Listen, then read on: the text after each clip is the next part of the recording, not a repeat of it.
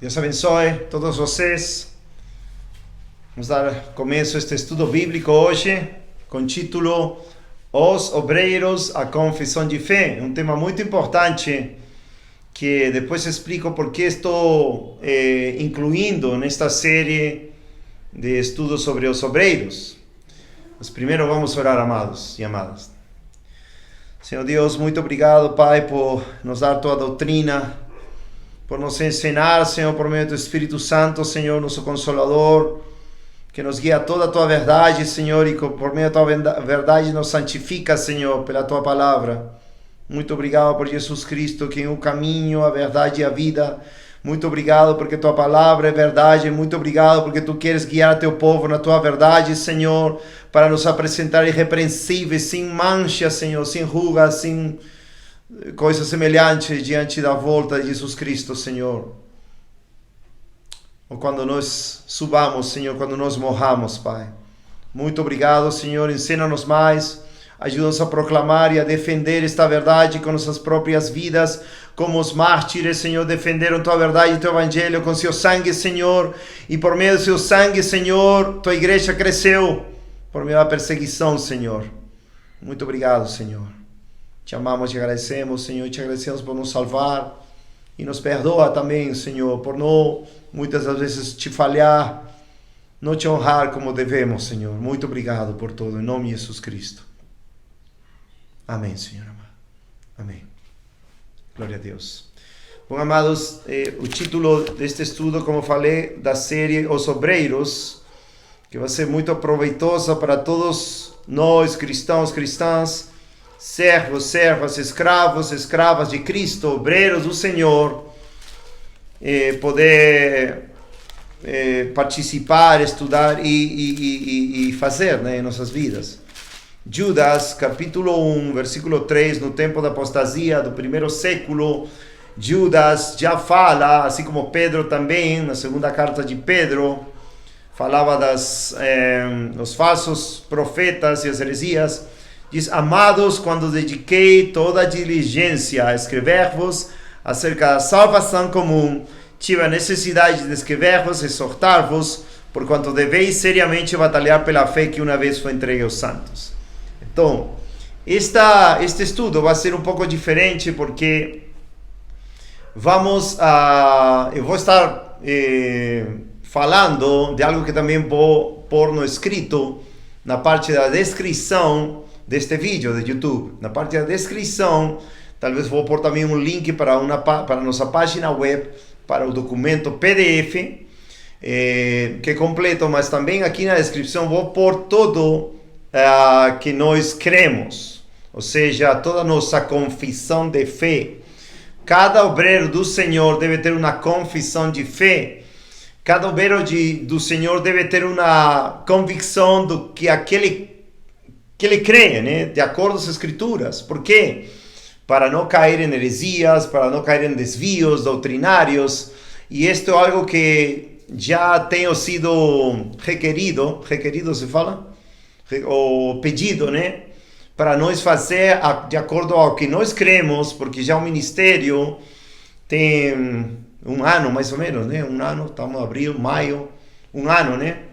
Tem um ano, um pouquinho mais de um pouquinho menos de um ano. Acho que começamos em maio, com os estudos bíblicos, pregações, na internet, tanto o irmão Michel, no canal dele, Filhos de Deus, como nós, com estudos bíblicos, com a igreja de BH, começamos o trabalho, né?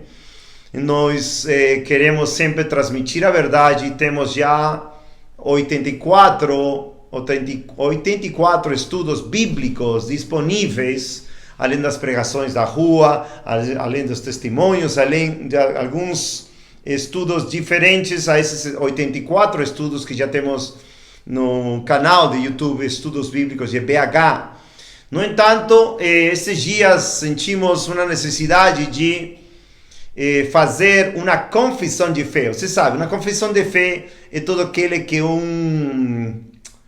os cristãos ou uma igreja crê. E nesse sentido, queremos nós deixar claro o que nós cremos, porque já alguns amigos, amigas, irmãos e irmãs estão com esta inquietude, né? Porque é muito certo ter inquietudes. Por quê?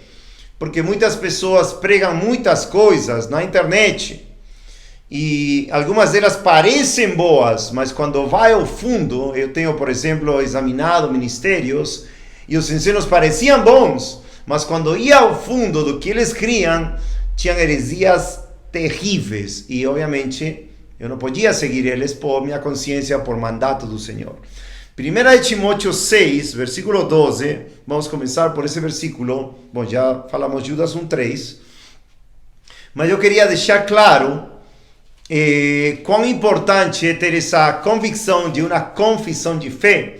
Uma confissão de fé quando você chega ao caminho do Senhor, quando você é nascido de novo, regenerado, convertido verdadeiramente. Não estou falando de se aceitar a Jesus e tal, que a maioria das igrejas fazem, as pessoas, quase a maioria, não são convertidas, mas estou falando daquela verdadeira conversão. Um cristão tem que seguir essa convicção. Por quê? Isto digo com muito amor, porque muitos de nós, ainda que fomos convertidos verdadeiramente, seguimos um caminho de engano através das heresias das igrejas que nós estávamos. Por isso também este estudo tenho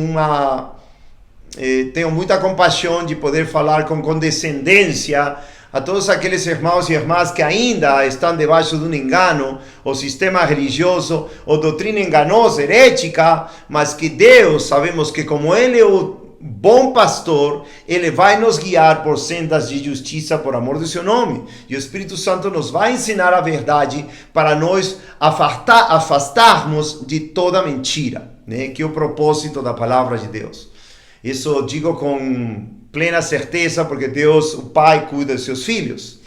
E Deus, como bom pastor, cuida dos seus ovelhinhos, dos seus filhinhos, dos pequenininhos. E assim cuidou de mim, para eu poder também poder ajudar como igreja a todos vocês que precisam ajuda na área doutrinal. Então, para já resumir, esta declaração ou confissão de fé é especificamente para fazer um resumo das coisas essenciais da ortodoxia cristã que nós cremos, o que muitos irmãos ao longo da história, saudáveis na fé, creram, defenderam até com a morte, especialmente a doutrina dos apóstolos. Aí em Atos 2:40 diz que perseveravam na doutrina dos apóstolos, que é a doutrina do Senhor Jesus Cristo, de todas as escrituras.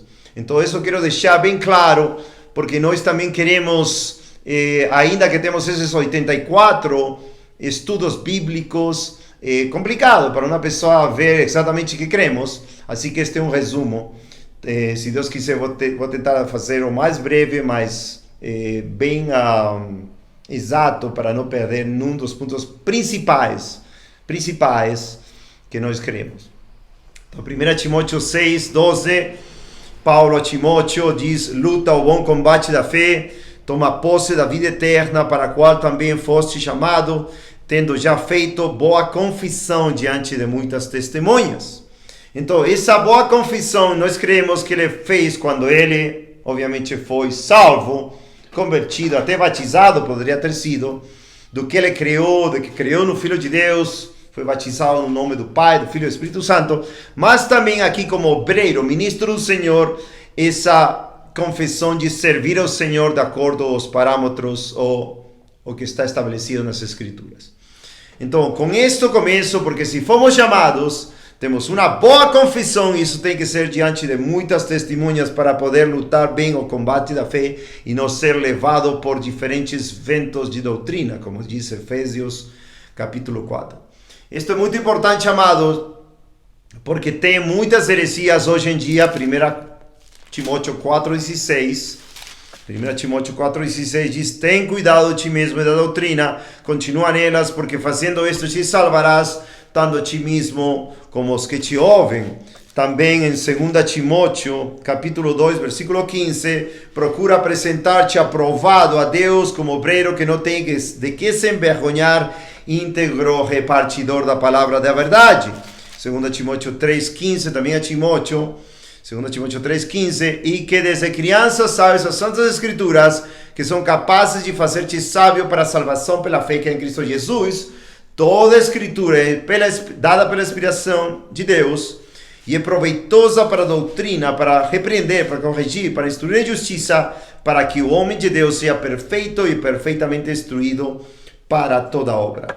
Capítulo 4, versículo 1, conjuro-te, pois, diante de Deus e do Senhor Jesus Cristo, que há de ser julgado, que há de julgar os vivos e os mortos, e na sua aparição e do seu reino, que pregue essa palavra, instes a tempo e fora de tempo, reprove, repreenda-se, exortes com toda a longanimidade de doutrina. Então vemos que aqui, Paulo a Timóteo é bem específico, doutrina cuida ela. 1 Timóteo 6, versículo 3, fala da doutrina errada. O que devemos fazer com essa doutrina errada? 1 Timóteo 6,3.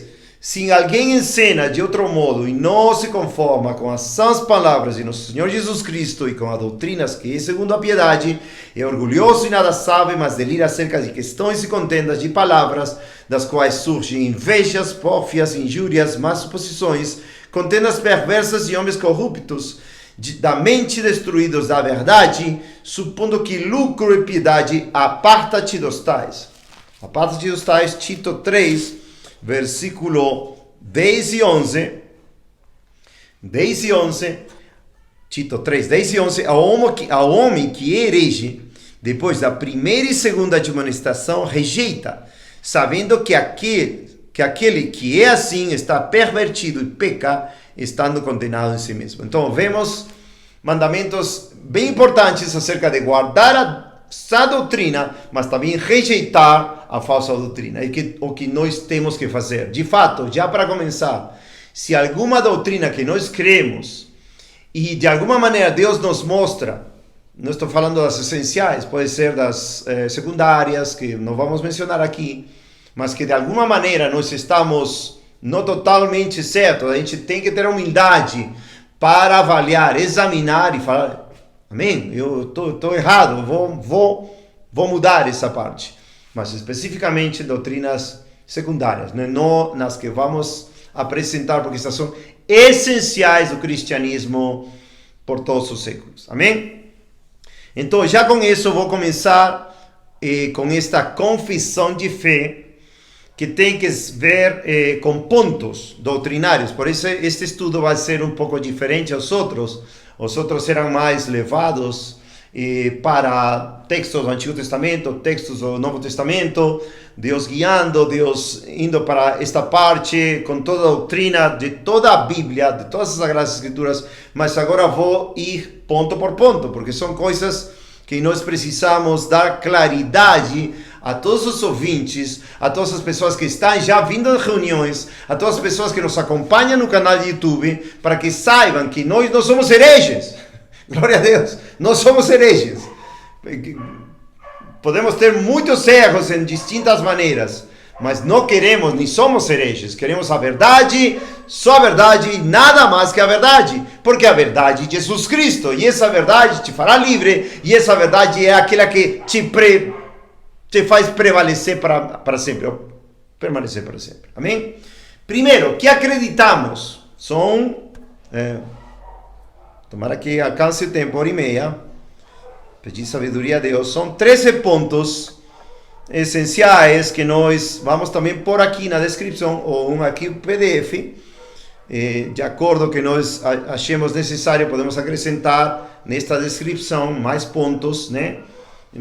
Que talvez alguns de vocês queiram clareza, claridade, a gente pode acrescentar na descrição.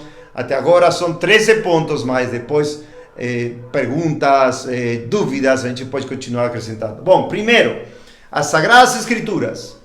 Nós acreditamos que as Sagradas Escrituras do Antigo e do Novo Testamento são as palavras de Deus. Obviamente, temos pregado isso.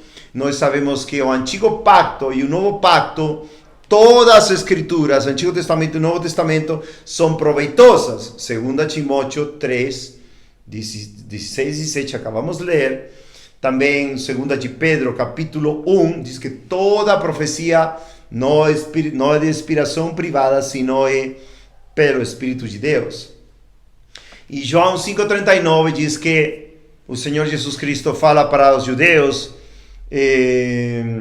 que nas Escrituras Jesus Cristo estava, e ele, vamos ler aqui, João, este é muito importante, João 5,39, diz, Examinai as Escrituras, porque pensais ter nelas a vida eterna, e são elas as que dão testemunho de mim. Já limos 2 Timóteo 3,16, vou ler 2 de Pedro, capítulo 1, versículo 19, se não me engano, 19, diz, e temos a palavra, 2 de Pedro 1, 19, e temos também uma palavra de profecia mais segura, a qual bem faceis em estar atentos, com uma luz que ilumina em um lugar escuro, até que o dia amanheça e a estrela do dia surja em vossos corações. Sabendo isto primeiramente, que nenhuma profecia da Escritura é de particular interpretação, porque a profecia não veio no tempo antigo por vontade de homem algum, mas os homens santos de Deus falaram à medida que eram movidos pelo Espírito Santo. Então isso é bem claro, nós cremos na total inerrância, infalibilidade, assim mesmo? Infalibilidade das Escrituras do Antigo Testamento e Novo Testamento, que nos mostram a Jesus Cristo, o plano de redenção para a humanidade, a glória de Deus, Pai, Filho e Espírito Santo, e como nós aproximarmos dele. Obviamente temos ensinado acerca de aplicações do Antigo Testamento para o Novo Testamento, mas isso é questão de estudos bíblicos. Não vou pôr links de estudos bíblicos, já dos vídeos, debaixo de cada ponto, para uma explicação melhor. Por exemplo, acerca das Escrituras, já tem um estudo lá que eu fiz muitos meses atrás, acerca das Escrituras. Vou pôr o link aqui na descrição, para que vocês acompanhem os vídeos que sejam relacionados a estes pontos. Amém? Então, toda a Escritura nos ensina, nos corrige, nos redargui e nos instrui no caminho de Deus. Amém? Divindade. Cremos, obviamente, no Deus triuno, ou seja, na doutrina da Trindade. Nós repudiamos se fala?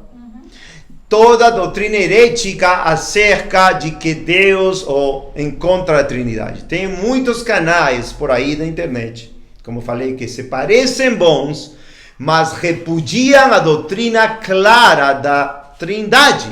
E é um absurdo.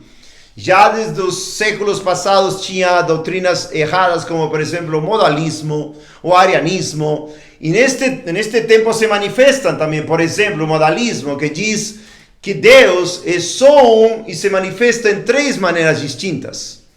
Mas não é assim. Deus é um, mas 3 pessoas distintas. Ou, por exemplo, o arianismo poderia dizer como os testemunhos de Jeová, falsos testemunhos de Jeová, que creem que somente Deus é o Pai. O Filho não. Eles falam que o Filho é um ser criado. Repudiamos a doutrina dos falsos testemunhos de Jeová. E assim por diante. Modalismo, arianismo, etc. São muitos ismos que obviamente não vou falar aqui, mas que nós repudiamos. Nós cremos que Deus é Pai, Filho, Espírito Santo. Já vemos desde Gênesis 1, Gênesis 11, que por exemplo, Gênesis 1, Deus fala, façamos ao homem segundo nossa semelhança, segundo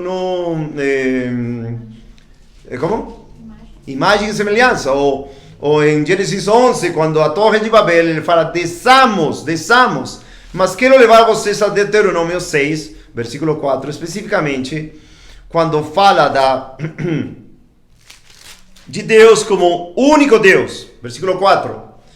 6:4. Ouve Israel, o Senhor nosso Deus é o único Senhor. Algumas traduções falam Deus é um, ou seja, Ele é Judaia. E essa palavra único Senhor é que é um só Deus, não tem mais. Já nos profetas, já em Êxodo, já na lei, todos manifestam que é só Ele um Deus. Por exemplo, em Êxodo 20,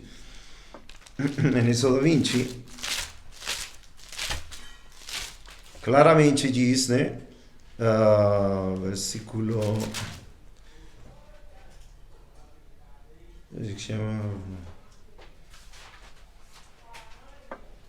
Quando fala dos ídolos, né? Diz que não te curvarás diante, versículo 5,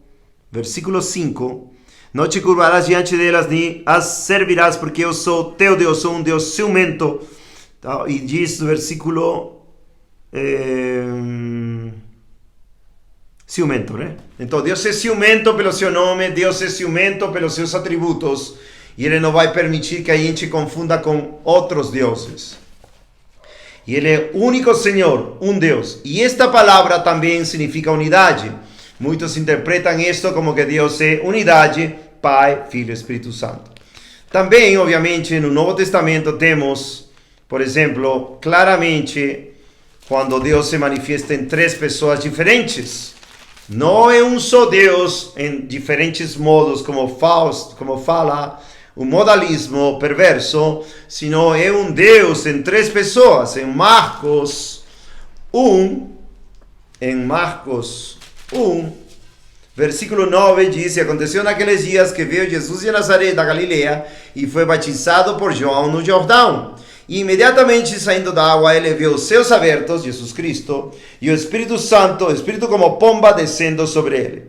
E ali veio uma voz do céu dizendo: Tu és meu filho amado, em quem eu me comprazo. Então vemos aí claramente Deus Pai desde o céu, Deus Filho no Jordão e o Espírito Santo descendo sobre ele. Três pessoas, um só Deus. A maioria das pessoas que não crê, por exemplo, na Trindade é porque não compreendem na sua mente. Mas já Isaías 55 diz que os caminhos de Deus são muito mais altos que os nossos, e os pensamentos de Deus são muito mais altos que os nossos. E em Deuteronômio 29 diz que o que Ele já nos revelou é para nós e para os nossos filhos, mas tem coisas ocultas que são dele. E isso é algo incompreensível na mente humana, mas Deus, Ele manifesta que é um Deus em três pessoas. Mateus 28, versículo 19. Mateus 28, 19. Portanto, ide e ensinai a todas as nações, batizando-os em nome do Pai, do Filho e do Espírito Santo. Bom, somente isso vou falar para vocês, amados, porque eu não quero chegar a mais detalhes, né? Tem versículos bíblicos que vocês podem pegar na descrição, mas é muito claro, nós cremos na Trindade, como muitos de nossos irmãos em todos estes séculos. A maioria diria, creio. E como as escrituras claramente falam. Versículo 2, que digo, 2 foi a divindade, obviamente, Deus triuno, a Trindade. Número 3, a pessoa e obra de Cristo. Cremos que Cristo é o Filho de Deus, mas também é Deus feito carne. Isso está em João 1,14, quando diz que e vimos sua glória, filho, glória como do unigênito do Pai, cheio de toda graça e toda verdade. João 1, versículo 14. João, versículo 14. E a palavra se fez carne e habitou entre nós, e nós contemplamos sua glória como a glória do unigênito do Pai, cheio de graça e de verdade. João 1,1 também fala da divindade do Senhor Jesus Cristo. João 1,1, no princípio era a palavra, e a palavra estava com Deus, e a palavra era Deus. Então Deus se manifesta em Jesus Cristo, é Deus. Outra passagem muito importante, João 20, 28. João 20, 28. Lembrem que o Senhor Jesus Cristo nasceu quando o Espírito Santo cobriu Maria, e o Santo Ser, o Senhor Jesus Cristo nasceu sem pecado.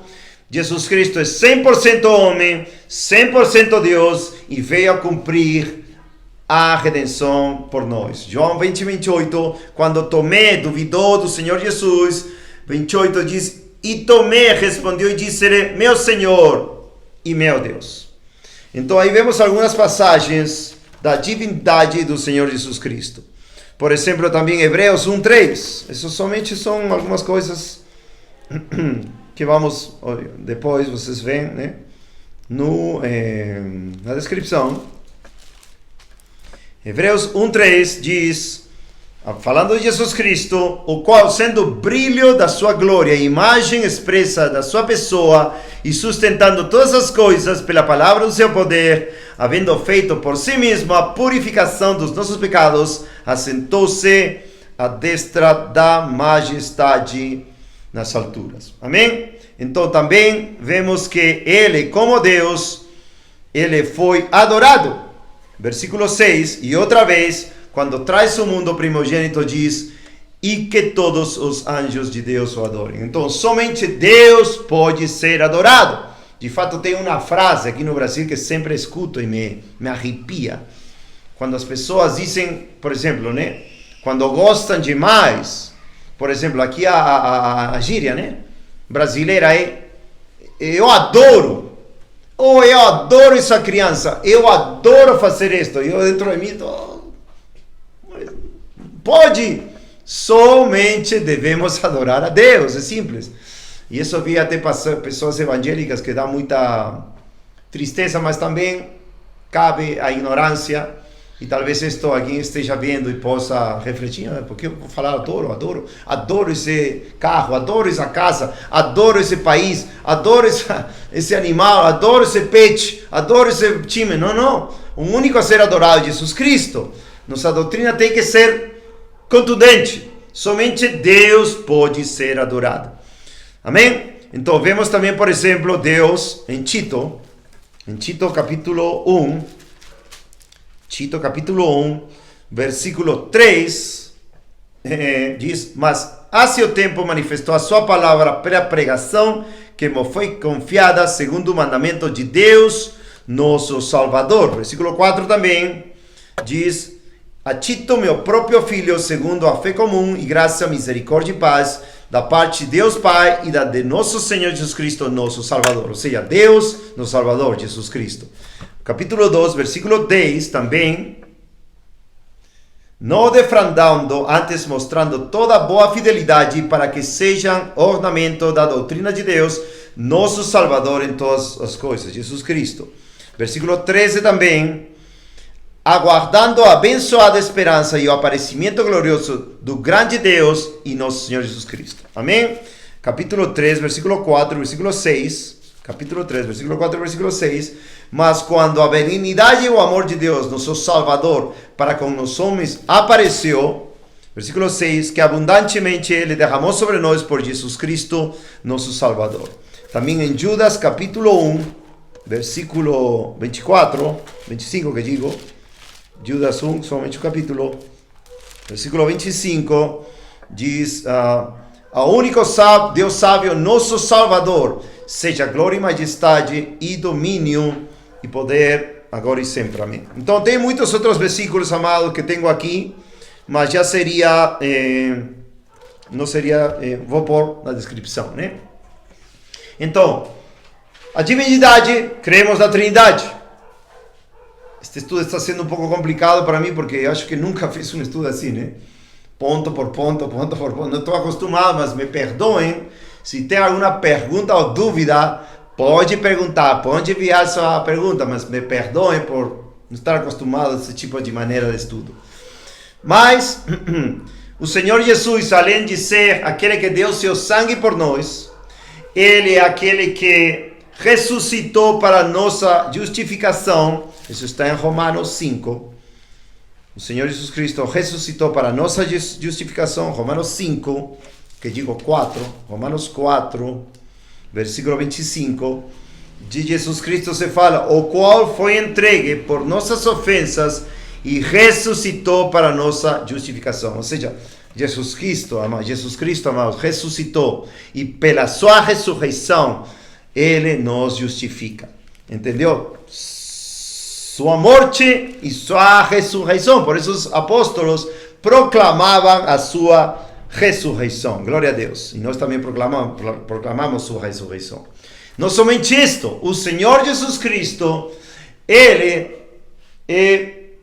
sujeitou potestades, principados debaixo dos seus pés. Não somente isso. Ele intercede, quando Ele subiu ao céu, Ele intercede por nós. E Ele vai voltar para julgar toda a humanidade. Então, Jesus Cristo, como Deus, tem toda essa faculdade como Deus. Então, a pessoa e obra do Espírito Santo.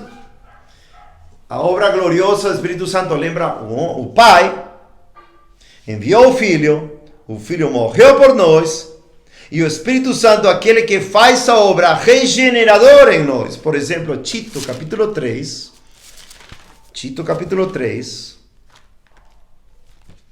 versículo 5.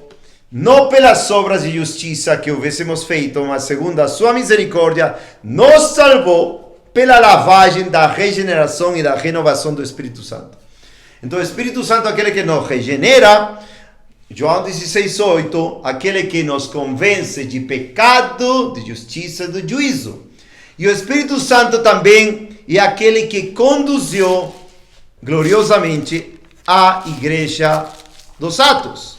Então muitos dizem, os Atos, quando diz os Atos dos Apóstolos, poderíamos dizer os Atos do Espírito Santo de Deus. Por exemplo, no capítulo 5, versículo 3, vamos ver os atributos do Espírito Santo como Deus. Atos 5:3 diz: mas Pedro disse, Ananias, por que Satanás encheu teu coração para que mentisses ao Espírito Santo e retivesses parte do valor da terra? Versículo 4, digo, guardando não ficava para ti, e após ser vendida não estava em teu próprio poder.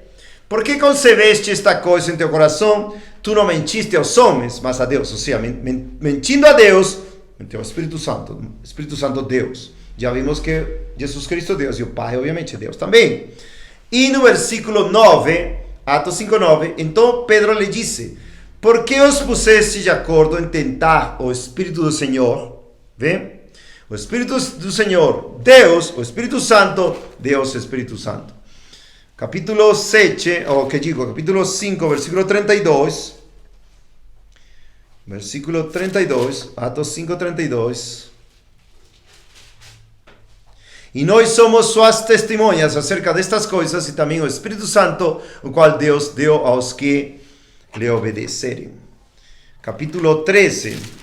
Tem muitos, por exemplo, vou por todos estes versículos, Espírito Santo como Deus, na declaração de fé, obviamente, mas para não fazer mais longo, né, o tema, Atos 13, versículo 1 ao versículo 2. Versículo 2. Ora, havia na igreja que estava em Antioquia alguns profetas e mestres, Barnabé e Simeão, chamado Níger, e Lúcio de Cirene, e Manaém, que havia sido criado com Herodes, o tetrarca, e Saulo, e ministrando eles ao Senhor e jejuando, disse o Espírito Santo. Disse o Espírito Santo, separai para mim Barnabé e Saulo para a obra para a qual eu os tenho chamado. Ou seja, o Espírito Santo está falando que ele falou e que ele chamou. Versículo 4. E assim eles enviados pelo Espírito Santo. Amém? Então são muitos versículos, amados, sobre o Espírito Santo. No capítulo 5, no capítulo 7, no capítulo 9, capítulo 13, 15, 16, 20, 21, 28, etc. E muitos outros mais. E também, amados, tem uma passagem em Isaías 48, 16. Isaías 48, 16. Que isso eu esqueci de falar, ainda que eu penso, eu não tenho certeza, e os comentaristas também, que já pude observar, né? A gente estuda a palavra de Deus, no entanto, tem também, em alguns casos, algumas ajudas de alguns comentaristas, especificamente antigos, ortodoxos, que criam a verdade do Senhor, que a gente também compara e vê, né, exatamente. Mas em Isaías 48, 17 diz: assim diz o Senhor, teu Redentor, os santos de Israel: eu sou o Senhor teu Deus, que te ensina o que é proveitoso. Não, desculpa, 16. Isaías 42, 16 era o versículo. Aproximai-vos de mim.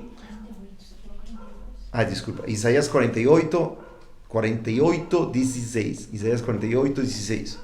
Aproximai-vos de mim. Ouve vós isto. Eu não tenho falado em oculto desde o princípio, desde o tempo em que isto era. Lá estou eu, e agora o Senhor Deus e o seu Espírito me tem enviado. Então aqui, eu quando li isto a primeira vez, muitos anos atrás, falei, aqui está a Trindade também. Deus, quem envia, Deus, Pai, quem envia, e ao Filho, né? Lá estou eu, e agora o Senhor Deus e seu Espírito me tem enviado. É chocante, eu não sei se é assim mesmo, somente no céu, eu acredito, Não sei, eu vou saber perfeitamente se está falando de trindade, mas para mim está falando muito e me enche de alegria, mas sabemos que a doutrina da trindade é muito ampla no Antigo Testamento e no Novo Testamento. Glória a Deus. Então, vamos passar agora, amados, ao ponto, o tempo está avançando, ao ponto número 5, que é a depravação do homem. Esta doutrina, amado, é muito importante porque nós cremos a absoluta depravação do homem. Já desde Gênesis 6, Deus estava falando que ele vinha, o intuito do coração do homem que era sempre inclinado ao mal. Vemos através das escrituras que o homem bebe pecado como água, que até suas próprias justiças são como trapos de imundícia, como diz Isaías 64:6. Vemos que todos os homens somos injustos, sem Cristo, obviamente. Em Cristo somos justos, justificados pela fé, no sangue dele. Mas a doutrina da depravação quer dizer que o homem em si é totalmente perdido, sem possibilidade de se salvar a si mesmo. Como diz, acho que o mais claro que posso encontrar aqui, Efésios 2, versículo 1, que diz que o pecador antes estava morto em transgressões e pecados. E vos vivificou, diz Paulo à igreja já salva de Éfeso. E vos vivificou, estando mortos em transgressões e pecados. Então, nós cremos que o homem está morto em seus delitos e pecados, transgressões, que por causa do pecado de Adão, entrou a morte espiritual e todo homem é impossível se salvar a si mesmo. João 6,44 diz: ninguém pode vir a mim, diz o Senhor Jesus Cristo, a não ser que o Pai que me enviou trouxer e ele ressuscitará no último dia.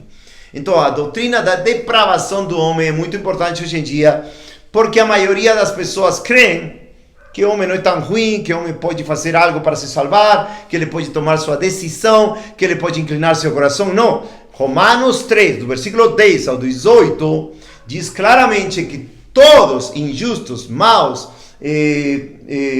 não temem a Deus, inúteis, etc. Todo tipo de qualificativos para todo ser humano. Assim, Paulo falava da doutrina da depravação, condenando a todos os homens, judeus e gentios.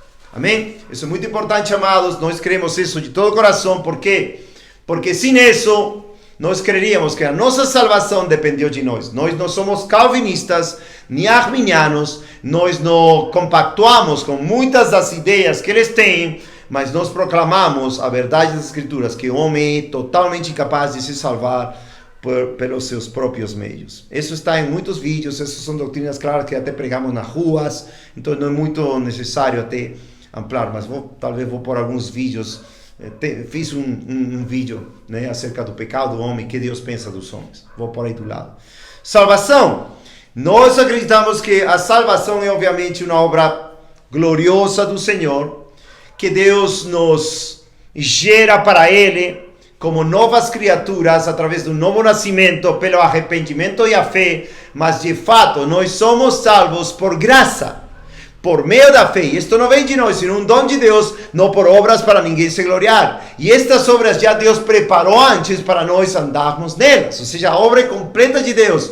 Sem graça, nós não podemos ser salvos. Nós não podemos sair desse estado de morte espiritual. Então, a salvação é uma obra poderosa que Deus faz através da proclamação do Evangelho. Quando chega um poder de Deus, salva a pessoa do pecado, da morte e do inferno e faz uma nova criatura para a honra e glória de Deus, Pai, Filho e Espírito Santo. Então, a salvação, amados, é salvação de Deus. Deus derrama essa salvação, dá essa salvação. Agora, falando dessa doutrina da salvação, não posso deixar de lado a nosso total repúdio e rejeição à falsa salvação ou ao falso método de pregar o evangelho da maioria das igrejas. Qual é esse falso método?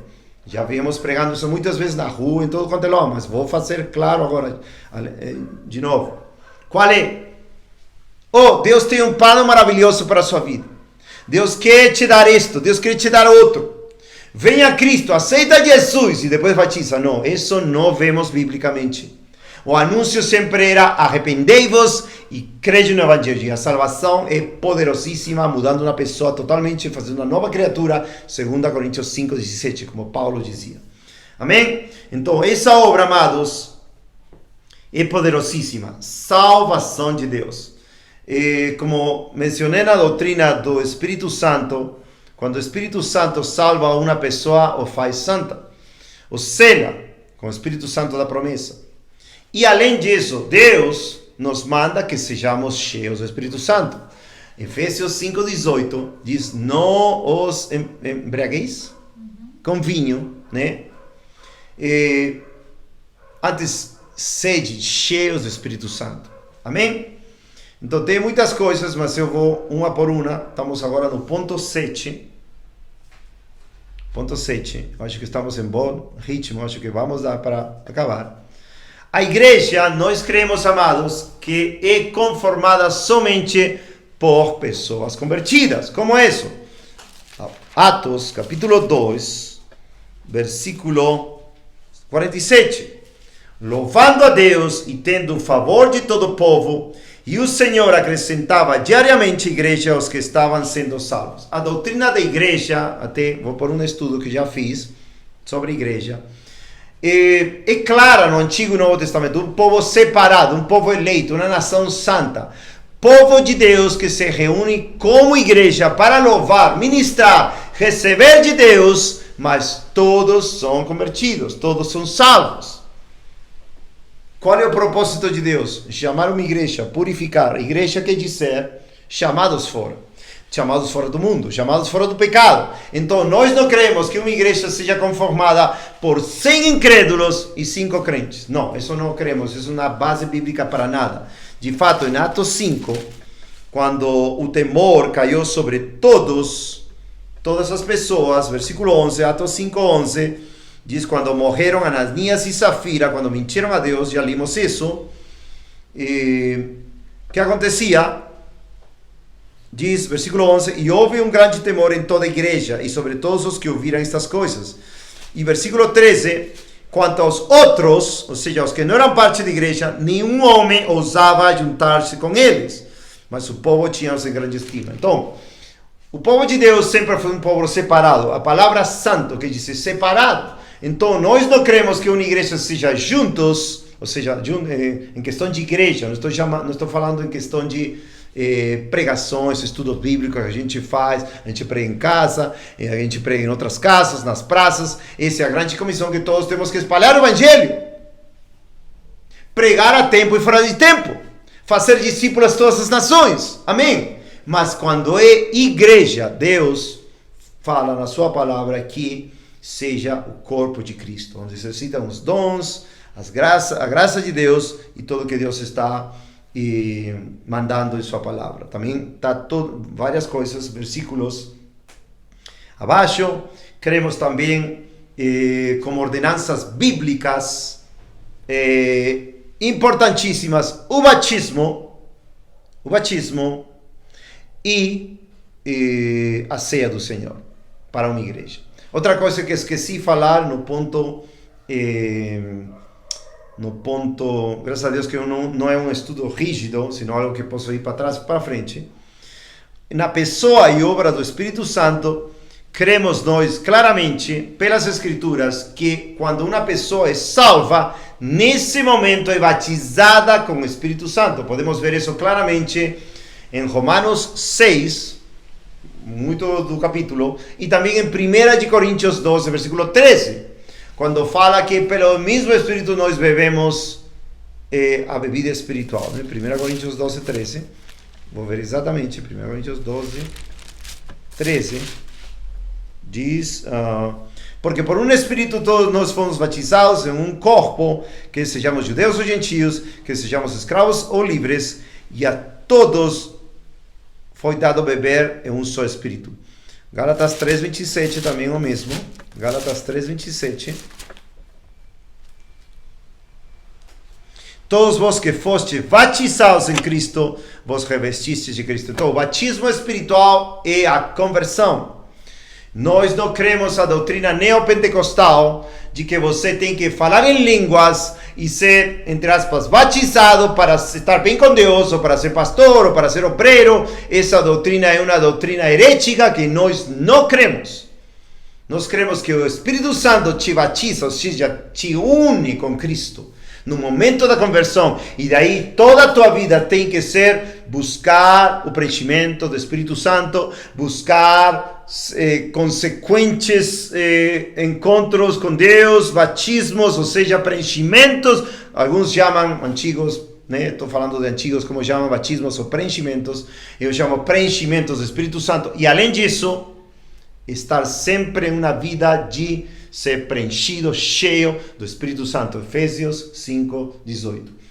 Se tem perguntas, amados, pode enviar perguntas sobre todos estes temas. Por favor, enviem perguntas de todos estes temas para poder clarificar, né? Pessoalmente, no Zap, etc. Então, ficou claro, né? Isso tá. Tinha passado. Ponto 8. Os dons do Espírito. Nós não somos cessacionistas. Tem um setor do calvinismo e outros tipos de ismos que creem que já não tem os dons do Espírito. E tem outros que aceitam todo tipo de simulação espiritual e chamam isso dom do Espírito. Nós não estamos de acordo nem com um nem com outro. Nós cremos que a Escritura é bem clara em Romanos 12, é bem clara em 1 Coríntios 12, bem clara em 1 Coríntios 14, que os dons do Espírito estão vigentes para a igreja. E especificamente, falando dos dons, em 1 Coríntios 12, por exemplo, algo que é claro para todos nós, versículo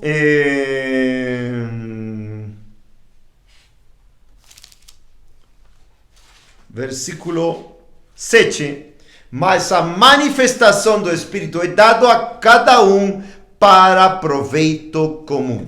Amém? Para proveito comum. Então Deus vai, em uma igreja bíblica, vai dar dons do Espírito para proveito comum, para a glória do seu nome. Ele não vai trazer uma confusão, como por exemplo as igrejas que estão com essas línguas absolutamente raras, estranhas, que ninguém entende, que não são bíblicas, para trazer confusão. Não, Deus é um Deus de ordem. Pode ler Romanos 12, 1 Coríntios 12, 1 Coríntios 14 e outras coisas, outras passagens mais ao respeito de como nós podemos crer que Deus tem dons para seu povo. Efésios 4 também fala que ele dá dons a seus filhos. Efésios 4, que digo. Efésios 4, versículo 7, mas a cada um de nós a graça foi dada segundo a medida do dom de Cristo. Pelo que ele diz, quando subiu ao alto, levou cativo o cativeiro e deu dons aos homens. De fato, nós cremos que no versículo 11, acerca da igreja, também cremos que Deus também tem esses 5 ministérios. Versículo 11, e ele mesmo deu alguns para apóstolos, e alguns para profetas, e alguns para evangelistas, e alguns para pastores e professores. Agora, para ter esses 5 ministérios, tem que ser uma operação como Deus constituindo, como fala aí. Não somos constituindo, não se declarando, intitulando apóstolos, profetas, não. Porque isso é o que Deus vai fazer manifesto a uma igreja, a um grupo de irmãos e irmãs que caminhem em sinceridade, como falei aos obreiros. Não é eu quero ser pastor, não. É ser um escravo de Cristo, ter as características desse escravo de Cristo, se parecer com Cristo no serviço, na entrega da sua vida pelo povo de Deus, pela glória de Cristo. Então Deus, se Ele quiser, Ele vai fazer todas estas coisas, entendeu? Agora, apóstolo, eu não sei. E eu não sou Deus para dizer se pode ter ou não pode ter, mas se vai ter que ser com dom ministerial dos apóstolos, né? Dos apóstolos e todos os 5 ministérios. Isso eu não posso dizer, somente Deus pode manifestar e fazer evidente pelos seus frutos. Agora, eu não conheço nenhum apóstolo que seja com as características bíblicas. Com isso, digo todo, né? Ficou claro, né? Amém? Então, não estamos buscando onde sairá outro apóstolo. Não, buscamos sermos escravos de Cristo, fazer nossa parte, que Deus fará o resto para a sua glória e honra. Sabemos que vai ter duas testemunhas. Tempo da grande tribulação, isso vai ser incrível, uma coisa gloriosa, incrível porque está nas Escrituras, mas é uma coisa que a gente não pode nem imaginar. Mas deixemos isso com Deus. Amém? Os dons do Espírito. Ficou claro, não é bom? Pelo menos com o tempinho que tenho. 9. Estado final do homem. Cremos que os homens que morrem sem Cristo vão para já um lugar de tormento, para o final do juízo final. Em Apocalipse 20, eles sejam enviados à sua última morada, que é o lago que arde com fogo e enxofre, que é a morte segunda, e onde vão estar todo tipo de pecadores, Apocalipse 21, 8 e outras passagens. Então, cremos que uma pessoa que morre, como diz em Lucas 16, a pessoa já está em tormento, em chamas, e a pessoa somente está esperando para ser julgada lá no final, em Apocalipse 20, no juízo do grande trono branco, e seja enviado ao seu destino final, que é o lago que arde com fogo e enxofre. E cremos também que todo aquele que morre em Cristo agora vai diretamente para o céu, para estar com Deus. Filipenses 1, 21, Paulo diz: para mim, viver é Cristo, morrer é ganho. Podem ler Filipenses 1, podem ler 2 Coríntios capítulo 5, também, que fala que ele também gostaria de estar mais com Cristo agora, Paulo. Então, a doutrina daquele que morre com Cristo agora mesmo vai com o Senhor, e depois, no tempo do fim, ele vai também estar eternamente com Cristo. Amém? Os mortos em Cristo, quando Jesus Cristo voltar, ressuscitarão primeiro, se unirão aos santos que já morreram antes, e todos juntos estarão com Cristo eternamente. Tá? Isso está em passagens como Daniel 12, por exemplo, versículo 2. Daniel 12, no Antigo Testamento. São algumas passagens, tá, amados, que estou vendo aqui. Daniel 12, versículo 2, fala: e muitos daqueles que dormem no pó da terra despertarão, alguns para a vida eterna e alguns para a vergonha e desprezo eterno, né? A eternidade, castigo, a eternidade de bênção. Mateus 25, 46, irão estes para o castigo eterno, mas os justos para a vida eterna. Amém? Então, isso também temos, como diz Lucas 16, um rico e Lázaro, e muitas outras passagens. Também tem um estudo sobre isso, e vou pôr aí o link. Graças a Deus tenho muitos estudos, e creio que isto vai ser muito de benefício, né? Porque, obviamente, neste tempinho eu não posso abranger tudo o que eu gostaria de dizer, mas somente esta é uma confissão de que o que nós cremos como igreja aqui, e o que nós proclamamos, o que nós vamos estar dispostos a morrer por isso, porque nós queremos defender a palavra de Deus com nossas vidas e com nossas mortes. Amém? Depois, a volta de Jesus do fim do mundo. Nós repudiamos a doutrina do arrebatamento secreto. Aquela doutrina que diz que agora mesmo, por exemplo, o Senhor Jesus Cristo poderia voltar e levar a sua igreja. Isso é uma doutrina absolutamente herética. Nós não cremos isso. Nós não cremos isso. Nós cremos que todo o plano da redenção humana, incluindo o final do tempo, que é a doutrina que chamam escatologia, como também a doutrina da salvação, tem seu nome, como todas as doutrinas têm seu nome, mas esta doutrina da escatologia é muito importante. Nós não devemos ser enganados. Nós queremos que Deus tenha nos revelado, especificamente com Apocalipse, com os profetas do Antigo Testamento, da tribulação do Antigo Testamento, com as profecias do Senhor Jesus Cristo nos Evangelhos, acerca do final do mundo, que vai ter grande tribulação. Por exemplo, Mateus 24, 20. Mas orai para que a vossa fuga não seja no inverno, nem no dia de sabate. 21. Porque haverá então grande tribulação, como nunca houve desde o princípio do mundo até agora, nem jamais haverá. E se aqueles dias não fossem abreviados, nenhuma carne se salvaríamos. Por causa dos eleitos, serão abreviados aqueles dias. E, versículo 29, imediatamente após essa tribulação, ou seja, a grande tribulação, escurecerá o sol, e a lua não dará sua luz, e as estrelas cairão do céu, e os poderes do céu serão abalados. E então aparecerá do céu o sinal do Filho do Homem, e todas as tribos da terra se lamentarão e verão o Filho do Homem vindo nas nuvens do céu com poder e grande glória. Então, nós cremos, segundo Apocalipse 1:7, Apocalipse 1:7, diz claramente: eis que ele vem com as nuvens, e todo olho há de vê-lo. Amém? Então, nós cremos, amados, que o Senhor Jesus Cristo, quando voltar, vai ter que cumprir, ou seja, vai cumprir profeticamente a última semana de Daniel. Daniel profetizou acerca do tempo do fim, Daniel 9, do 24 ao 27, profetizou que haveriam 70 semanas. Já se cumpriram 69 semanas do passado, até a morte do Senhor Jesus Cristo, do Messias. E agora a última semana, que são os últimos 7 anos, estamos esperando por ela.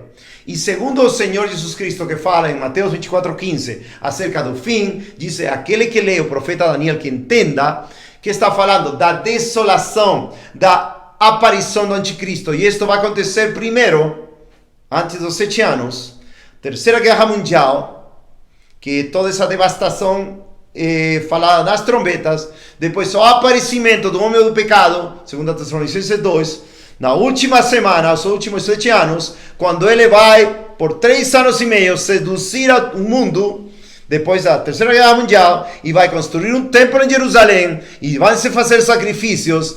Ao ponto meio desses 7 anos, que são 3 anos e meio, ele vai se aparecer como Deus, vai blasfemar a Deus, vai cortar o sacrifício, e vai começar os 3 anos e meio da grande tribulação, em qual a igreja vai ter que ser perseguida, vai ter que ser purificada para poder se encontrar ao final desses 7 anos da grande tribulação, ou seja, dos últimos 3 anos e meio, que digo, da grande tribulação, onde as duas testemunhas vão profetizar a volta do Senhor Jesus Cristo, quando ele vier com voz de trombeta, com voz de arcanjo, como diz na última trombeta, em Apocalipse 11:15, para julgar o mundo, para levar a seus escolhidos os 4 confins da terra, e para derramar seus cálices da sua ira contra o anticristo, o sistema da besta, falso profeta, etc., os ímpios. Então, essa volta de Jesus Cristo vai ser vista por todo mundo. Não vai ser um arrebatamento secreto, não vai ser agora, não. Ainda estamos esperando esses 7 últimos anos.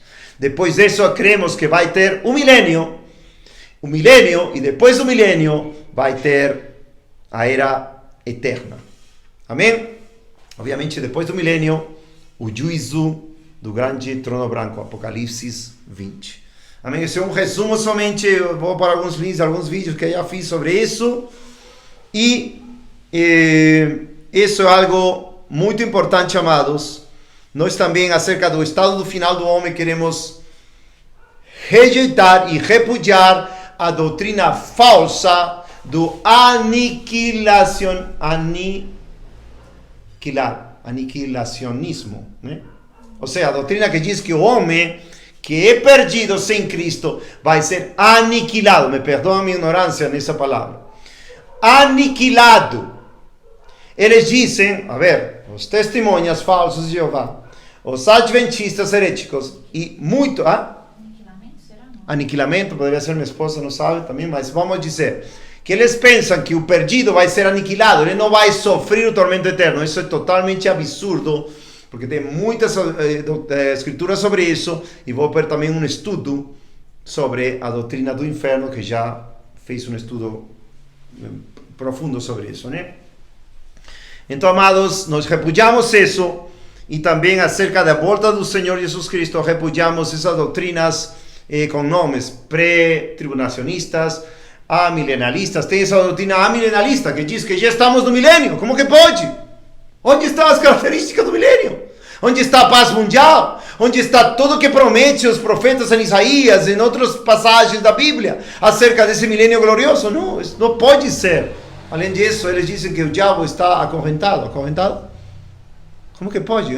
Como vai estar o diabo acorrentado? Se este é o tempo de maior apostasia e ainda falta se levantar, segundo segunda Tessalonicenses capítulo 2, que o homem do pecado, que vai ser levantado por obra de Satanás. Então é um absurdo, amados, por favor. Agora,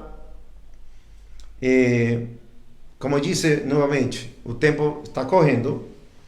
Alguma pergunta, por favor, me perguntam, enviam mensagens, né? Como eu disse, eu vou pôr isto depois, não agora, eu vou acrescentar alguns versículos também, e vou também que pôr os links dos estudos, né? Bem certinho na descrição, abaixo deste vídeo, né? Para que tenha uma certeza absoluta do que estamos crendo, confessando de fé e pregando a verdade. Queremos só a verdade. Agora, 11, os dízimos e ofertas. Por que incluir isso, amados? Isso eu acho que não está... Parece que não tenho visto em nenhuma declaração nem confissão de fé. Por que tenho que incluir? Por motivos de consciência, por motivos de muitos de vocês. Por quê? Porque o Brasil e o mundo inteiro está sendo, desviado da verdade com esse assunto dos dízimos. Eu vou pôr um estudo de 2 horas e meia quase, que eu fiz sobre isso, bem especificado, abrangendo tudo quase. Por quê? Porque o dízimo era para o Antigo Testamento, sistema de sacrifícios, sistema de expiação, sistema de levitas, sacerdotes, todo tinha que ser um sistema no qual Israel leve seus dízimos, animais, produtos, etc., para a manutenção do templo ou do tabernáculo, para a manutenção dos sacerdotes, dos levitas e dos pobres estrangeiros, viúvas, órfãos, dos pobres, etc., para essa parte da lei cerimonial que tinha que ser cumprida. Agora, o templo já não está mais. O Senhor Jesus Cristo deu seu sacrifício, seu sangue, no ano 33 de nossa era. Desde esse momento já não tem mais necessidade de dar nenhum sacrifício, porque seu sacrifício é perfeito, e já não tem mais necessidade de levitas, sacerdotes, sacrifícios, ofertas, templo, nada. De tal maneira que esse templo, segundo templo, foi destruído pelos romanos no ano 70. Como um juízo de Deus, debaixo do general Tito, imperador Vespasiano, se não me engano. E acabou com isso do dízimo. Você não vai encontrar, amado, nunca, nenhuma carta de Paulo, de Pedro, nada no Novo Testamento. Estou falando depois da destruição do templo, depois do sacrifício de Cristo. Obviamente, quando Cristo estava vivo, ainda tinha templo, ainda tinha dízimos. Ele não podia dizer, não dê mais dízimos agora. Não, porque ele tinha primeiro que padecer, sofrer, morrer, ressuscitar, ascender. E agora tem um sacerdócio eterno, segundo a ordem de Melquisedeque. Por isso intercede por nós. Mas agora que já não há um templo terreno, não é lei de Malaquias 3, versículo 8 ou 10, nem é maldição para aquele que não dá dízimo. Nós repudiamos, aborrecemos, abominamos esse outro evangelho. Isso cai na categoria de Gálatas 1, 8 ou 10, que fala que outro evangelho e é anátema. Amém? Então nós não estamos de acordo com isso, estamos de acordo a contribuições na igreja voluntárias para ajuda aos pobres, aqueles que são pobres, ajuda os pobres para o avanço do reino de Deus, e isso tem muita doutrina onde? No livro de Atos, capítulo 2, capítulo 4, quando davam para os necessitados, segundo suas necessidades. Atos 20, Paulo lembra de algo que o Senhor falou, mais bem-aventurado é dar que receber. 1 Coríntios 16, versículo 1, 2 Coríntios capítulo 8, 2 Coríntios capítulo 9, todas são passagens que falam de ofertas voluntárias, segundo aquilo que é prosperado cristão. Nenhuma maldição pode cair ao cristão por não dar dízimo. Toda igreja que exige dízimo está debaixo da categoria de anátema. Porque isso não é de Deus. Você não vai encontrar nenhuma parte, a não ser em Hebreus 7, lembrando da lei, nesse momento ainda tinha templo, que os levitas recebiam por lei o dízimo. Mas nesse tempo, quando se escreveu Hebreus, Paulo escreveu Hebreus, ainda o templo estava em execução, em trabalho. Amém? Ficou claro? Alguma pergunta depois? Vou pôr o estudo do dízimo aí, o link. Tá bom? A grande comissão é algo que quase ninguém põe. A grande comissão, amados, é simplesmente que quando uma pessoa é chamada das trevas à luz admirável de Jesus Cristo para anunciar os louvores, para anunciar a glória do Deus que te resgatou do pecado, da morte e do inferno, te trasladou uma vida de paz, de amor, de bondade, de uma vida santa, justa diante de Deus. Você tem que anunciar o evangelho a seus próximos, a seu próximo. Por quê? Porque o primeiro mandamento é: ama teu Deus com todo o teu coração, alma e força, e a teu próximo como a ti mesmo. Você pode dar um prato de comida, pode dar dinheiro, mas se você não prega o evangelho, você não está amando o próximo, porque o plano de Deus é dar a seu Filho amado para que as pessoas sejam salvas do pecado, da morte e do inferno, e seus discípulos façam discípulos a todas as nações. Por isso, em todo o Testamento Novo, Novo Testamento, a palavra discípulo se encontra mais de 270 vezes. E a palavra cristão 3 vezes somente. Mas o que quer dizer ser um discípulo? Verdadeiramente seu discípulo se permanece na palavra de Deus. João 8,31. E um verdadeiro discípulo faz discípulos, compartilha a palavra de Deus, tenta fazer de todo com amor, com bondade, com benignidade, para ganhar com sabedoria. Provérbios 11:31, né? Aquele que ganha almas é sábio. Com a sabedoria de Cristo, ganhar almas para Cristo. Entendeu? Todo cristão tem que fazer isso. Grande comissão, Marcos 16, versículo 15 e 16. Grande comissão, Mateus 28, versículos 19 e 20. Grande comissão, Atos, capítulo 1, versículo 8, etc. Muitas passagens.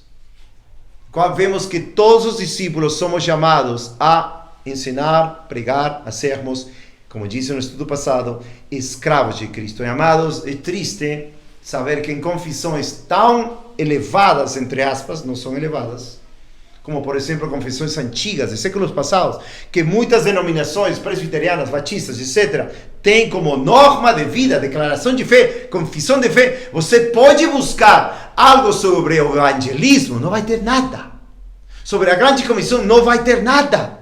Eles falam dos sacramentos, falam do batismo, assim, o Senhor, claro, glória a Deus, é bíblico, mas nunca vão te falar: você tem que tomar sua cruz, negar a si mesmo. Aquele que me confessa, eu confessarei diante meu Pai que está nos céus. Aquele que me nega, eu negarei diante meu Pai que está nos céus. E o contexto de Mateus 10, aí no versículo 32, é pregar. Ele estava mandando os seus apóstolos pregar, de graça recebeste, dai de graça. Um cristão que não prega está como morto em vida, se não faz algo, como falei no estudo passado. Irmãos e irmãs que têm possibilidade de enviar textos de WhatsApp, mensagens de WhatsApp, vídeos, áudios. Não, eu conheço muitos que fazem isso, glória a Deus. Alguns já pregam nas praças, alguns já pregam aqui, lá, glória a Deus. Mas de alguma maneira, Deus nos deu meios agora, temos muitos meios. Mediante cartinhas, correios eletrônicos, mensagens de Zap, mensagens de YouTube, etc. Glória a Deus. Mas devemos cumprir a grande comissão. Ponto 13. 1 Coríntios 9:16, o apóstolo Paulo fala, né? E se que eu prego o evangelho, não tenho por que gloriar-me. Mas ai de mim, se eu não pregasse o evangelho. Viu? Ai de nós. Porque não podemos parar de dizer o que temos visto e ouvido. Ainda que os apóstolos eram perseguidos, açoitados, e continuavam. E morriam, e morreram por isso. E todos os irmãos mártires deram sua vida. E até agora, quando vier a perseguição, vier a grande tribulação, Deus vai ter seus servos que vão morrer também. Vamos, se Deus quiser, eu também.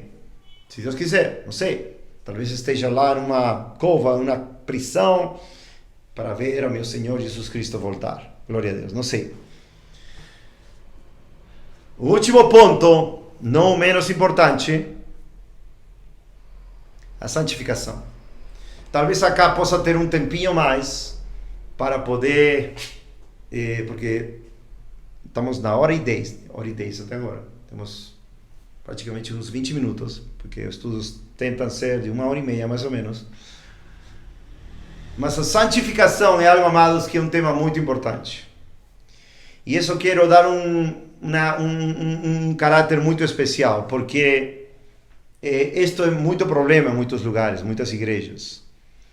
Como Deus santifica a um cristão? Lembrem, tem a doutrina da regeneração, ou salvação, novo nascimento. Mas daí, quando você nasce de novo, você tem que proceder a ser santificado até se encontrar com Cristo, já seja morrendo, ou seja, quando o Senhor vier e você é arrebatado depois dos 7 anos de Daniel, a última semana de Daniel, dos 70 anos, ou da grande tribulação, né? Mas como você permanece em santificação? Esse é um problema de muitas igrejas e de muitas cartas de Paulo dirigidas para eles manter essa santificação não pelas obras da lei, não pelos mandamentos dos homens, não pelos fardos pesados que põem os homens, não. É por uma obra santificadora do Espírito Santo de Deus. Romanos 6.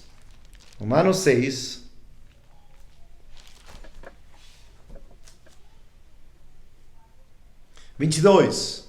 Mas agora, tendo sido libertados do pecado, ou seja, conversão, e tendo vos tornado servos ou escravos de Deus, glória a Deus, escravos de Deus, tendes o vosso fruto para a santificação, viu? Esse fruto de salvação tem que ser vidas santas e, por fim, a vida eterna. Então, amados, quando uma pessoa é convertida, nossa confissão de fé tem que soar alto. Nós temos tido experiências, nossas próprias vidas também termos sido contaminados com caminhos de imposições de homens, mandamentos de homens, isto faz, isto não, e quando vemos, não é bíblico. Ou temos, por exemplo, amados que conhecemos de diversas instituições, de diversas igrejas que são legalistas, ou que impõem cargas e fardos pesados para eles. Então, como que nós ensinamos a palavra? Bom, nós ensinamos que a pessoa tem que se santificar, mas qual é o caminho? João 17, de fato, tem um estudo que vou postar aqui na descrição que se chama Legalismo versus Santidade de Deus. Legalismo versus Santidade de Deus. É muito importante, por quê? Porque tendo toda essa confissão, glória a Deus, mas se erramos neste ponto da santificação, nós nos colocamos no papel de Deus, quando a Bíblia diz que o Espírito Santo é quem nos santifica. E como? João 17. Santifica-os em uma oração do Filho Pai, do Filho de Senhor Jesus Cristo, seu Pai, nosso Pai. Santifica-os pela tua verdade, tua palavra é verdade. Amados, Deus quer que nós sejamos santos, que caminhemos em santidade, que quer dizer separados do mundo. Ser santos é uma doutrina gloriosa no Antigo Testamento. Vocês podem ir a esse estudo que está debaixo na descrição, que fala legalismo versus a santidade de Deus. Como Deus nos manda sermos santos, mas não é um legalismo, não são mandamentos de homens. Porque o Senhor Deus, através do seu Espírito Santo, Ele nos santifica por sua palavra. Amados, temos promessas e mandamentos. Por exemplo, o mandamento em 1 Tessalonicenses 5, versículo 23. 1 Tessalonicenses 5, 23. E o mesmo Deus de paz vos santifique completamente. E ora a Deus que todo vosso espírito e alma e corpo sejam preservados irrepreensíveis para a vinda de nosso Senhor Jesus Cristo. Por que é importante sermos santos? Porque Ele é santo e porque quando Ele voltar, Efésios 5, ou quando Ele nos dar a morte, Ele vai levar a uma esposa santa. Diz, versículo 25, Efésios 5, 25, maridos amem suas esposas, assim como também Cristo amou a igreja e assim mesmo se entregou por ela, para santificar, purificando com a lavagem da água pela palavra, viu? Pela palavra somos santificados, para apresentar a si mesmo a igreja gloriosa, sem mácula, ou ruga, ou coisa semelhante, mas santa e irrepreensível. Por quê? Hebreus 12, 14. Segue a paz com todos e a santidade, sem a qual ninguém verá o Senhor. Ou seja, uma pessoa não quer ser santo, quer se voltar ao mundo, não vai estar com o Senhor. Romanos 12, 1. Suplico-vos, pois, irmãos, pelas misericórdias de Deus, de apresentares os vossos corpos em sacrifício vivo, santo e agradável a Deus, que é vosso culto racional, e não sede conformados com este mundo, mas sejam transformados pela renovação da vossa mente, para que experimenteis qual é a boa, agradável e perfeita vontade de Deus. Nós cremos que o cristão, pela obra do Espírito Santo, porque Cristo está em nós, nos vamos separar da contaminação do mundo, porque no mundo jaz o maligno e porque as influências do mundo contaminam nosso coração, mente, entendimento, tudo. Mas pela palavra de Deus nós podemos caminhar firmemente, avançando neste mundo, sermos luz deste mundo, sal da terra, desafiando o governo das trevas, para que essa maravilhosa luz de Jesus Cristo em nós, o amor de Deus, a misericórdia de Deus em nós, faça que as pessoas vejam Cristo em nós e se voltem para a luz de Cristo e sejam salvos, atraídos para uma vida de santificação em Cristo. Tito capítulo 2, versículo 11. Porque a graça de Deus que trouxe salvação manifestou-se a todos os homens, ensinando-os que, renunciando à impiedade e às concupiscências mundanas, vivamos de maneira sóbria, justa e piamente neste mundo presente. Amém? Então, a santidade, a santificação se manifesta dessa maneira. Comunhão com Deus, santidade de Deus. Deus nos santifica. Como diz no Antigo Testamento, um dos nomes de Deus é Jeová Em Kadosh, Jeová Em Kadesh. E esse Deus maravilhoso que santifica seu povo nos faz viver em santidade. Sem opressão, sem fardos pesados, como os fariseus impunham ao povo. Não, isso não é cristianismo. Vemos claramente que Deus, através das cartas de Paulo, repudia isso. Por exemplo, Gálatas, Filipenses, Colossenses, etc. Muitas. Hebreus repreende toda manifestação de imposição humana para querer levar o povo de Deus a caminhar com Cristo. Isso se chama legalismo, mandamentos dos homens, e o Senhor Jesus Cristo repreende como hipocrisia. Marcos 7, versículo 6. E ele respondendo disse-lhes: bem profetizou Isaías acerca de vós, hipócritas, como está escrito: este povo honra-me com seus lábios, mas seu coração está longe de mim. Mas em vão eles me adoram, ensinando por doutrinas os mandamentos dos homens. Você não pode fazer isto, você não pode... não sei, tantas coisas que não vou mencionar. Porque vós colocastes de lado o mandamento de Deus e guardaste a tradição dos homens, como o lavar dos jarros e dos copos e muitas outras coisas semelhantes a estas fazeis. E eles diziam-lhes: bem sabeis rejeitar o mandamento de Deus, para que possais guardar a vossa própria tradição. Então, amados, nós não queremos guardar tradições nem doutrinas, entre aspas. Eu fico maravilhado quando escuto que tem igrejas, por exemplo, no Brasil, que tem uma doutrina muito ruim, mas tem milhões de seguidores no Brasil inteiro. E dizem: não, lá tem doutrina. O que estão falando com doutrina? Eles estão falando que são coisas que eles inventaram para guardar, para fazer, como aqui diz claramente. Claramente. Muitas, como lavar os jarros, os copos, muitas outras coisas semelhantes a estas fazeis.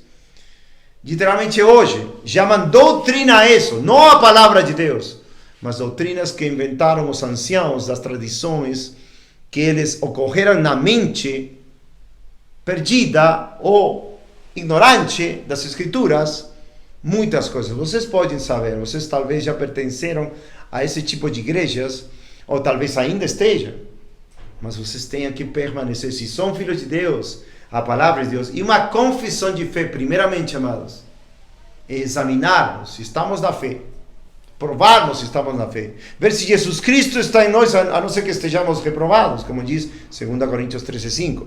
E, amados, isto é algo que a gente vai lidar com descendência. Obviamente, se alguns de vocês se aproximam e tem algumas doutrinas que não estão de acordo com as escrituras, vamos ajudar vocês. Vamos tentar ajudar vocês com sabedoria, com entendimento, não brigando, 2 Timóteo 2, versículo 24. 2 Timóteo 2, 24. E ao servo do Senhor não convém lutar, mas ser manso para com todos os homens, apto para ensinar, paciente, instruindo com mansidão aos que se opõem, a ver se porventura Deus lhes dará arrependimento para conhecerem a verdade. E voltem assim, livres dos laços do diabo que os mantém cativos e sometidos à sua vontade. Então, nosso desejo para todos vocês, amados, que talvez dizem, mas eu não concordo com isso, mas por que está dizendo isso? Eu convido vocês a nos ligarem, escreverem, ligarem para nós. A gente vai estar muito contente para explicar melhor, com paciência, ensinando, mansidão, para se porventura, Deus dá o arrependimento para conhecer a verdade e sejais livres dos laços do diabo que mantém cativos a sua vontade. Doutrina, amados, é cativeiro. Doutrina errada é cativeiro. Doutrina errada é legalismo. Doutrina errada é mandamentos de homens. Doutrina errada não é liberdade. Doutrina errada não leva à liberdade do Filho de Deus. As pessoas, na maioria das igrejas, estão escravas. Por quê? Porque estão seguindo confissões de fé erradas. Porque estão seguindo doutrinas de homens. Porque estão seguindo legalismos. E não são livres. Estão oprimidas ao jugo pesado. Lembram Mateus 11, 28, 30? Mateus 11, 28, 30. Claríssimo. Obviamente fala do pecado. Obviamente, quando fala aqui o Senhor Jesus Cristo, fala do peso do pecado. Mateus 11, 28 a 30. Vinde a mim, nós cantamos esta música muito. Vinde a mim todos vós que estáis cansados e sobrecarregados, e eu vos darei descanso. Tomai sobre vós o meu jugo e aprendei de mim, pois eu sou manso e humilde de coração, e encontrarei descanso para vossas almas. Obviamente esse cansaço, amados, essa carga, sobrecarga, é primeiramente pelo pecado. Quem não se sentiu trabalhado e carregado e cansado pelo pecado antes de ser salvo? Mas agora, quando somos salvos, quando nós temos que ter a liberdade dos filhos de Deus para amar, obedecer a Deus, para seguir o caminho da justiça, da santidade, com toda a liberdade, como diz 2 Coríntios 3, 17 e 18, 16, porque onde o Espírito de Deus está, aí a liberdade, aí fala que nós somos transformados de glória em glória, na mesma imagem como pelo Espírito do Senhor. Isso pela palavra de Deus, isso pelo conselho de Deus, isso pelo jugo suave, o fardo leve de Jesus Cristo, não por imposições legalistas ou doutrinas heréticas. Por isso esta confissão de fé, amados. Vou chegar já ao término. Por isso esta confissão de fé. Queremos confessar que a palavra é aquela que te livra, te limpa, te salva, porque Jesus Cristo é a palavra. João 1:1. No começo era a palavra, e a palavra estava com Deus, e a palavra era Deus. Jesus Cristo é a palavra de Deus. Nos santifica, nos leva a amar, nos leva a nos arrependermos de nossos pecados, nos leva a sermos livres, a verdade de Deus. E nós continuaremos proclamando essa verdade de Deus através dos estudos que vamos fazendo, pregações em casa, pregações nas praças, nas ruas, nos becos, onde Deus nos enviar, porque a palavra de Deus não pode estar presa. 2 Tessalonicenses 3, 2 Tessalonicenses 3, versículo 1. E finalmente, irmãos, orar por nós, para que a palavra do Senhor tenha livre curso e seja glorificada, como também o é entre vós. E para que sejamos livres de homens irracionais e maus, porque nem todos os homens possuem a fé. Nem todos os homens têm uma boa confissão de fé. Como diz no primeiro versículo, 1 Timóteo 6:12, 1 Timóteo 6:12, luta o bom combate da fé, toma posse da vida eterna, para a qual também foste chamado, tendo já feito a boa confissão diante de muitas testemunhas. Amados, continuemos lutando, continuemos chorando, continuemos pregando, continuemos amando, continuemos repreendendo pecados, falsas doutrinas, em amor, e guardemos a fé, amados. Amém? Algo mais, amor? No 1 Timóteo 3 ou 6? Eu entendi 3 a 6. 6, 1 Timóteo 6, a primeira passagem é a última, né? 1 Timóteo 6, 12. A primeira passagem, né, que citei. E também para continuar. Lembrem, amados, que estes estudos vão ter diversas apreciações, biblicamente falando. Para mim isto tem sido mais pesado porque é uma sequência de numeração, mas, no entanto, acho que ficou claro. O que não ficou claro, por favor, me escrevem áudio, me ligam. Não faça questão de ficar com perguntas ou dúvidas, tá bom? Nós continuaremos falando desta série dos obreiros e nos próximos estudos vamos ver muito. Lembra que falei de 1 Timóteo, de 2 Timóteo, de Tito, que são as cartas, como se diz, pastorais. Amém? Vamos orar, amados. Senhor Deus, muito obrigado, Senhor, pela Tua palavra, pela Tua doutrina. Muito obrigado, Senhor, por nos guiar a toda a verdade, Senhor, e ainda continua ensinando-nos, corrigindo-nos, Pai. No nome do Teu Filho, Jesus Cristo, no poder do Espírito Santo, Senhor, nos ajuda, Senhor, a conhecer-Te mais, Senhor, a arrepender-nos mais, Senhor, a dirigir nossos caminhos, Senhor, mais e mais, Senhor, na santidade, na fé, na justiça em Jesus Cristo, Pai, ensinando aos outros, Pai. Muito obrigado por tudo que nos deste e nos vais dar ainda, Senhor, acerca da Tua palavra. E te peço, Senhor, que todos os que escutem este estudo possam entender nosso coração, possam estar livres, Senhor, para nos perguntar, para nos chamar, ligar. E em todo, Senhor, qualquer dúvida, Pai. Perdoa toda imperfeição, toda incapacidade de mim em transmitir, Senhor, isto, mas Tu és aquele que dá a graça, Senhor, e os dons. Confiamos em Ti, Pai. Não somos nada, somos inúteis, escravos de Cristo, Pai. Mas em Ti somos mais do que vencedores, por aquele que nos amou. Muito obrigado, Pai, Filho, Espírito Santo. Em nome de Jesus Cristo, Pai. Amém, Senhor.